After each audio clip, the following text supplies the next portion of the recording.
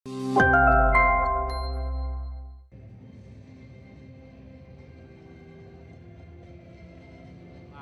داریم.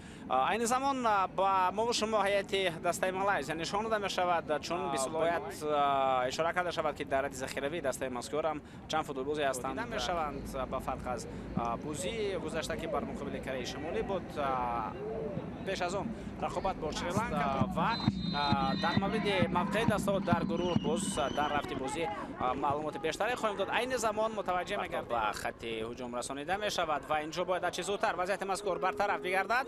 یک نفر فریب داده می شود. حمله بازیکنان مالایزیا ادامه دارد. این ضربه را دروازه‌بان بهتر به طرف جاودان خوشبخت داده می شد. حمله خوفناک دسته مالایزیا، ضربه به طرف دروازه و این ضربه برطرف کرده می شود. خیلی بازی با اینجا ضربه به طرف دروازه و دروازه‌بان ما این حالت را برطرف می‌کند.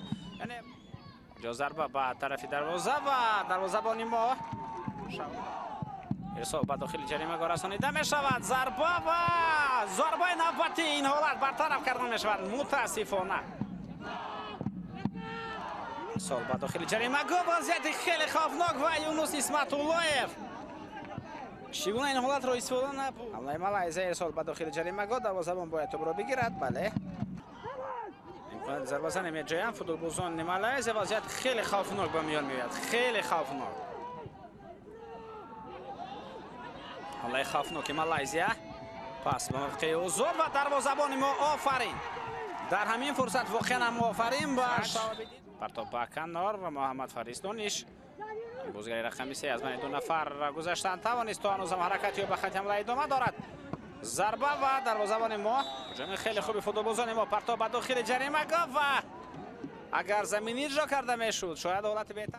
ضربه به طرف دروازه و دروازه‌بان شاهب‌الدین محمودزاده در امکانیت خیلی خوب. پرتاب به داخل جریمه گاه و اینجا هیچ کس به توپ نرسید. ضربه زده می شود.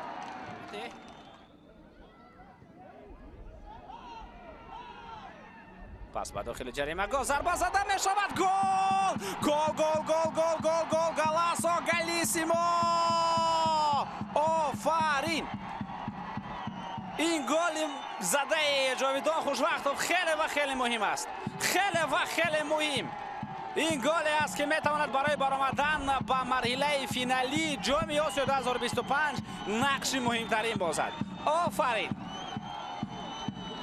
اقرار میشوند که بازی نه آنقدر خوب برای ما جریان گرفت. بازی خیلی مشکل بود. هجوم خیلی کم بودن. لحظه خوفناک توجه بکنیم به این هجوم. تو به طرف جاویدان خوشوقتوف داده شد و عموما منتظر نشد یک گردشی و ضربه بهترین و گل بهترین. این گل در برابر مهم بودنش خیلی زیبا هم هست. نقشه بلند کردن صداشک خود را دارد.